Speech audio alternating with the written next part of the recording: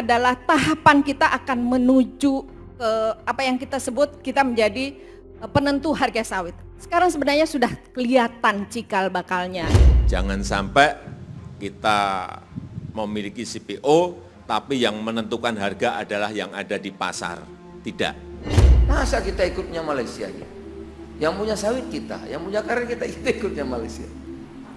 Jadi kalau memungkinkan Juni itu sudah bisa terpampang di layar, ya kan? Bahwa kita punya patokan harga.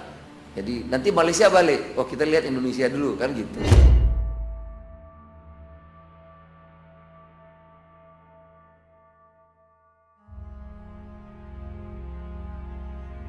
Dengan kita kuasai hulu dan hilir nanti, kita bisa menjadi penentu harga internasional. Ya. Jadi langkah kita berikutnya adalah bagaimana kita menjadi referensi.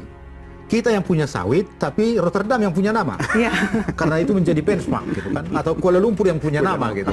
Ini negara kita, dibangun di negara kita selalu komplain, kok ya mereka nggak suka sawit tapi jadi barometer harga di Rotterdam. Lah kok ini nggak konsisten banget, mari kita bangun. Dulu kita ditentukan harganya di global karena kita tidak tahu pasarnya kemana lagi selain untuk minyak makan.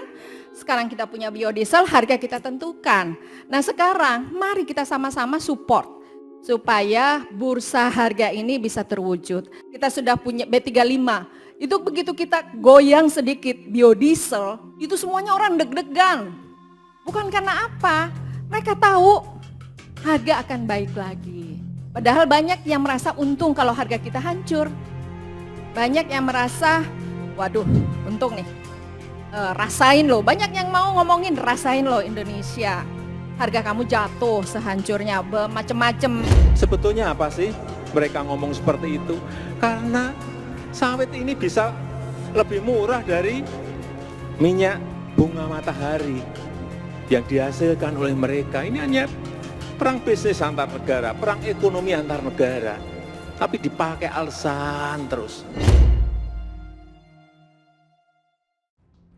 Strategi Indonesia menjadi barometer sawit dunia kini bukan lagi sekedar cita-cita, tapi dipastikan akan segera tercapai.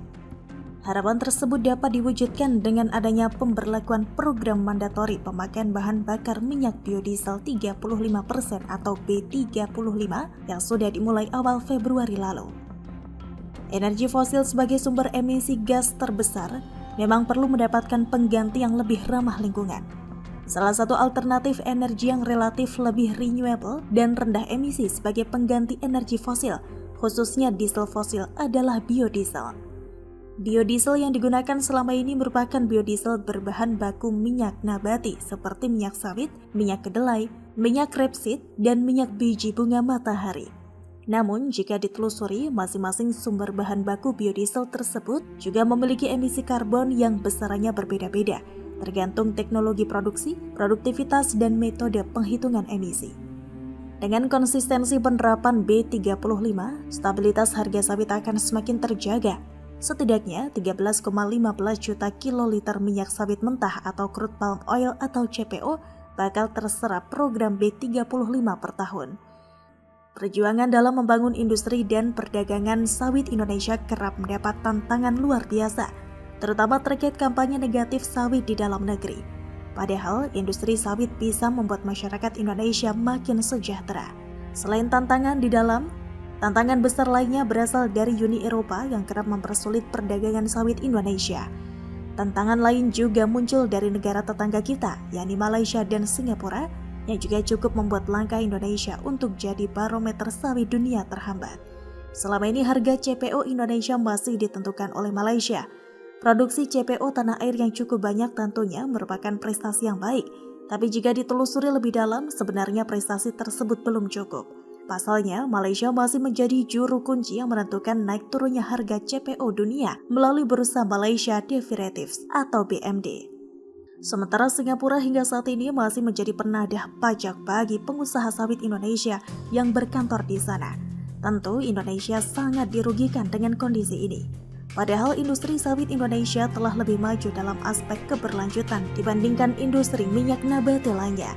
Indonesia sejak 2011 sudah punya sistem sertifikasi perkebunan kelapa sawit berkelanjutan Indonesia atau ISPO sebelum Malaysia yang baru mendirikan pada 2014. Banyak perusahaan di Indonesia yang menggunakan standar sertifikasi keberlanjutan yang sifatnya voluntary. Misalnya ada RSPO dan lain sebagainya.